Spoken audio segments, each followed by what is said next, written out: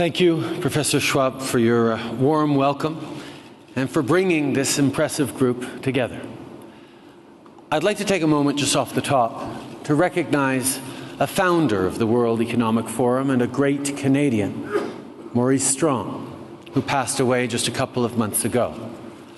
Maurice showed incredible leadership on a variety of issues facing the world today, in particular, early and compelling leadership on climate change. I'd like to all remember him for a moment. Today, we are gathered here to contemplate whether we are in the stages of the fourth industrial revolution about to begin. What a breathtaking possibility that is. Steam power changed the world utterly. So did electricity, and more recently, computers. And now we may be on the cusp of change equal in magnitude and of a far swifter pace.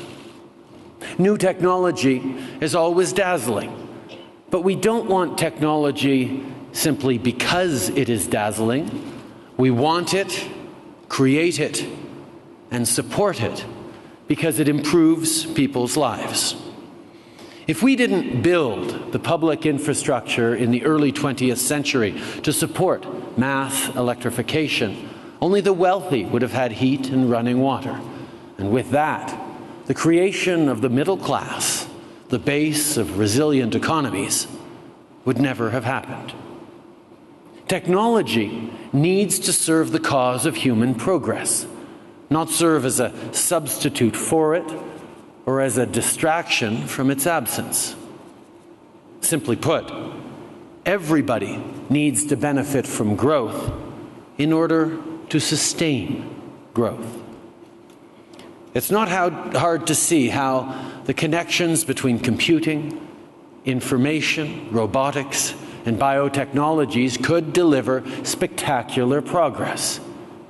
It's also not hard to imagine how it could produce mass unemployment and greater inequality. See, technology itself will not determine the future we get. Our choices will. Leadership will. I believe in positive, ambitious leadership. I don't believe leaders should prey on the anxiety of the disenfranchised. Leadership should be focused on extending the ladder of opportunity to everyone, on pursuing policies that create growth, and on ensuring that growth produces tangible results for everyone. Positive leadership creates a virtuous cycle. The more results we achieve for people, the more we grow the middle class and create real chances for those working hard to join the middle class, the more people will grant you a license for further ambition. We need to trust citizens. We need to give people the tools and ability to help them succeed. The fourth industrial revolution will not be successful unless it creates real opportunities for the billions who weren't able to join us here this week. In Canada, we get this. We need education to enable people to learn, think, and adapt. We need infrastructure that supports change. We need policies that encourage science, innovation, and research. We need societies that recognize diversity as a source of strength, not as a source of weakness. And we need governments willing to invest in making all that happen while recognizing the dynamic innovation that happens in the private sector. Just look at Silicon Valley. It crackles with ideas and experimentation. Diversity is a major reason for Silicon Valley's creativity. Its engineers and entrepreneurs come from all over the world. Each brings a different perspective. And when those diverse ways of seeing and thinking come together, they spark creativity. Diversity fosters new ideas. New ideas generate the experimentation needed to make the most of the fourth industrial revolution. And diversity is something leaders can do much about.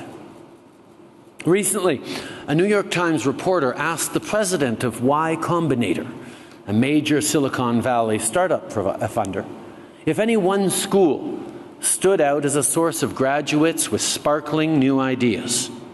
He said, there's one. It's the University of Waterloo, Canada's University of Waterloo.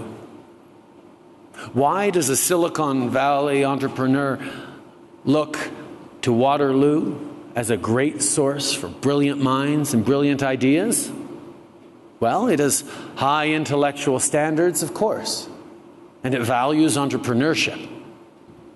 But diversity is its indispensable ingredient. Waterloo's students come from everywhere. Fully half of the graduate engineering students are international.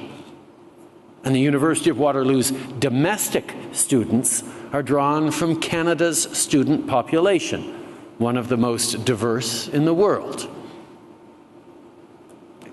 Now, many of you have reached out to me recently in thanks for Canada's compassionate response to the Syrian refugee crisis. But let me tell you something. When I welcomed those first families to Toronto last month, I welcomed them as new Canadians and as the future of the Canadian economy. Diversity isn't just sound social policy. Diversity is the engine of invention. It generates creativity that enriches the world. We know this in Canada. Frankly, our recent election reminded us all that people can respond to a positive, inclusive vision of society. The result is creativity that enriches Canada and the world. We know this. Frankly, that makes me profoundly optimistic and confident. My predecessor wanted you to know Canada for its resources. Well, I want you to know Canadians for our resourcefulness. I'd bet that almost all of you have Canadians in leadership positions in your company. Now, you might not know this because we don't often shout it from the rooftops. Some cliches about Canadians are true. But in fact, when you think about it, I know that at least half this room has employed Dominic Barton at one point or another. We have a diverse and outstandingly creative population, a great education, and advanced infrastructure. We have social stability, financial stability, and a government willing to invest in the future. Ce n'est pas une coïncidence si le Canada se trouve toujours en haut des listes où les autres pays aimeraient figurer. C'est un reflet de nos capacités et de notre confiance dans l'avenir. Les Canadiens ont une confiance remarquable. Nous croyons au progrès et nous sommes prêts à travailler très, très fort pour y arriver. Nos ressources naturelles sont importantes et elles resteront toujours à un niveau de base de l'économie canadienne. Les Canadiens savent toutefois que la croissance et la prospérité ne tiennent pas à ce qui se trouve sous nos pieds, mais surtout à ce que nous avons entre nos oreilles. Notre récente élection démontre que les Canadiens comprennent que les pays confiants investissent dans leur avenir. De nos jours, on dirait que le niveau de confiance dans le monde s'effrite. Certains disent qu'il est maintenant impossible de changer le visage des inégalités mondiales car nous serons rendus trop loin pour faire demi-tour et investir dans la prospérité collective. D'autres insistent pour dire que le changement climatique est une cause perdue Ils affirment que la catastrophe est désormais inévitable, ou que la seule façon de l'éviter, c'est d'abandonner la croissance économique. D'autres encore mettent en doute la diversité. Ils disent que des personnes de cultures et de langues différentes ne peuvent pas vivre en harmonie, que la diversité est synonyme d'instabilité et d'insécurité, que la diversité est dangereuse. Eh bien, je n'y crois absolument pas. We can grow the middle class so that those who study and work hard and save will be rewarded. We can fight climate change without sacrificing growth and prosperity. In fact, our global push towards a low-carbon economy will produce new companies, new growth, and new prosperity. And yes, we can embrace diversity and the new ideas that spring from it, while simultaneously fostering a shared identity and shared values in safe, stable communities that work. The one thing certain about the next industrial revolution is, like the three that preceded it, it will bring enormous change. And if you are looking for a country that has the diversity, the resilience, the positivity, and mostly the confidence that will not just manage this change, but take advantage of it, there has never been a better time to look to Canada. Merci beaucoup.